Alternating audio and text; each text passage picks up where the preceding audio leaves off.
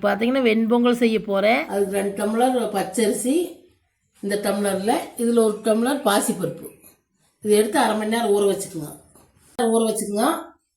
தாளிக்கு தேவையான பொருள் வெண்பொங்கலுக்கு கொஞ்சம் சீரகம், கொஞ்சம் மிளகு, கொஞ்சம் இஞ்சி, கொஞ்சம் கருவேப்பிலை. இதெல்லாம் எப்படி செய்ய நான் அப்புறம் காமிக்கிறேன். பற்ற வச்சுக்கோங்க, குக்கரை வச்சுக்கோங்க, நெய் ஊற்றிக்குங்க.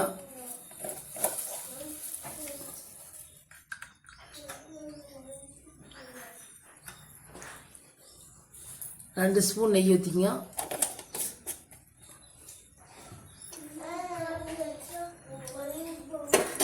நீ அரிசி போட்டுக்கலாம்.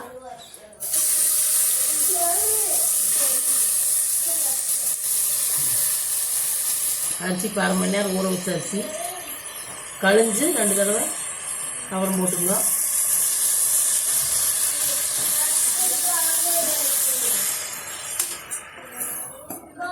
இது 1 டம்ளர் அரிசிக்கு 4 டம்ளர் தண்ணி ஊற்றிக்கங்க. நான் அளந்து வச்சுருக்கிறேன்.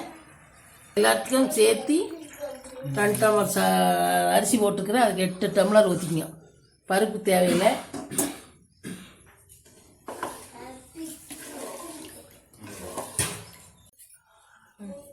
மூடி போட்டு 3 விசில் விட்டுக்கலாம். 3 தான்.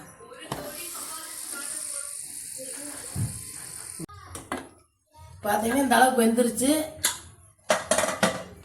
நீ இப்படி ஒரு கிளறி விட்டுட்டு நீ அதெல்லாம் பொரிச்சு கொட்டிக்கலாம்.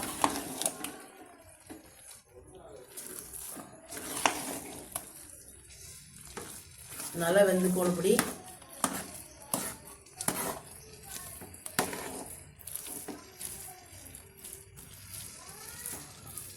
இந்த அளவுக்கு மசிச்சு விட்டுக்கணும்.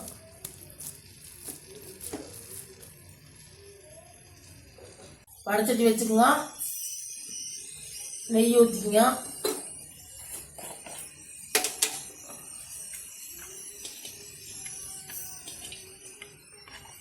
இதெல்லாம் பொரிச்சு கொட்டிக்கலாம்.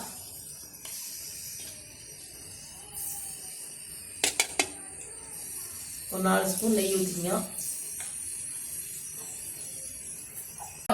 காமிச்சு போடு. இஞ்சி போட்டுக்குங்க.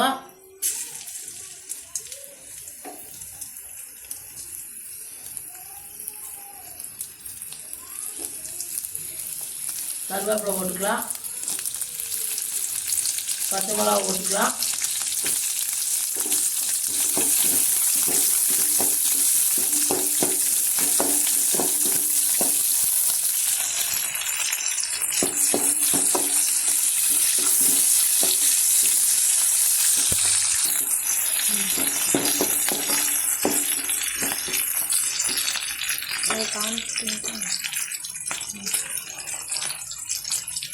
ஜீரகம் மிளகா போட்டுக்கலாம்.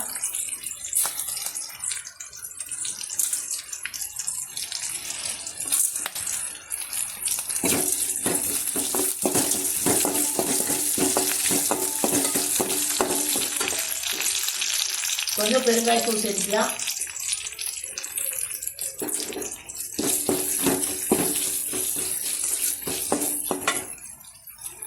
பார்த்தீங்கன்னா முந்திரி சேர்த்துக்கலாம். அப்படியே சொல்கிறேன் மறந்துட்டேன். ஒரு 5-6 முந்திரி எடுத்து உடச்சி வச்சுக்கோங்க. அதையும் கடைசியாக சேர்த்துக்கலாம்.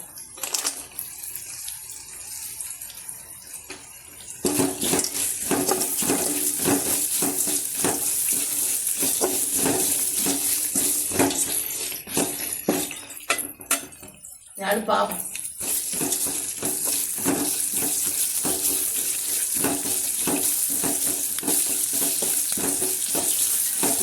நல்லா வதக்கிட்டுருக்கோம்.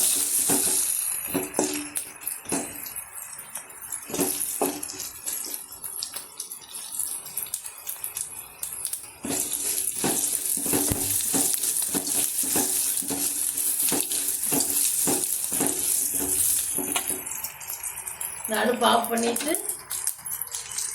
பண்ணிவிட்டு நீ எல்லாம் சாப்பாடு போட்டு கலரிக்கலாம்.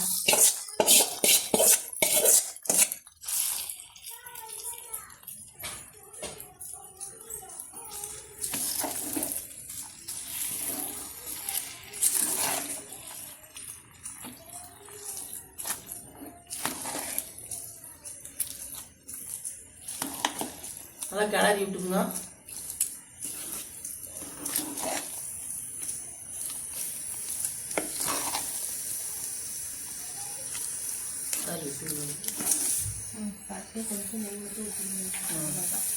சேர்த்திக்கணும், கொஞ்சம் சேர்த்து நல்லா கிளறி விட்டுங்க.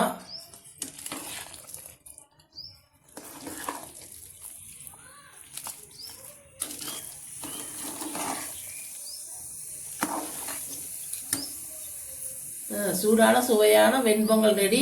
இதுக்கு வந்து தேங்காய் சட்னி வச்சு சாப்பிட்டிங்கன்னா சூப்பராக இருக்குது. நீங்கள் உங்கள் வீட்டில் செஞ்சு பார்த்துட்டு பிடிச்சிருந்தா லைக் பண்ணுங்கள், ஷேர் பண்ணுங்கள், சப்ஸ்கிரைப் பண்ணுங்கள்.